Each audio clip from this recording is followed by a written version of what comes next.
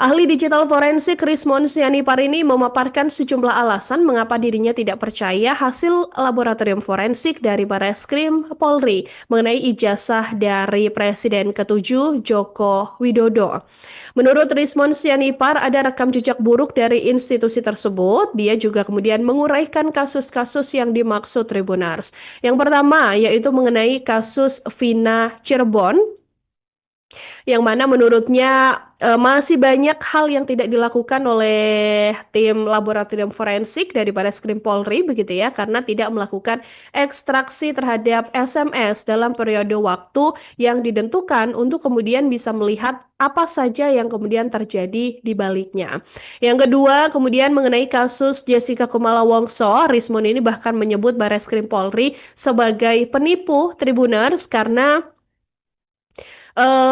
ketika itu pada kasus Jessica ini disebutkan oleh Rismon ini menggunakan Airsoft software yang gratisan dan berbohong mengatakan software ini tersedia di DVR. Ini menjadi salah satu bagian dari metode-metode yang dipakai untuk melakukan uji digital forensik begitu ya Tribuners ya. Kemudian jejak buruk soal analisa puslap 4 yang disampaikan oleh Rismon ini adalah mengenai kasus kematian anggota FPI di kilometer 50 tahun 2020 lalu.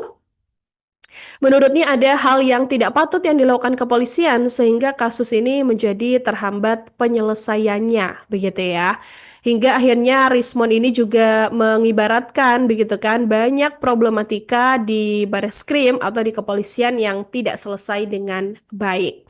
Terakhir, Rismon ini mengurai jejak kelam institusi kepolisian, yaitu mengenai kasus Verdi Sambo, Tribunars. Ketika Verdi Sambo ini pada saat itu mengaku tidak menembak, tapi ternyata hasil penyelidikan yang belakangan dilakukan juga menunjukkan bahwa dalang utamanya yang juga melakukan penembakan adalah Verdi Sambo.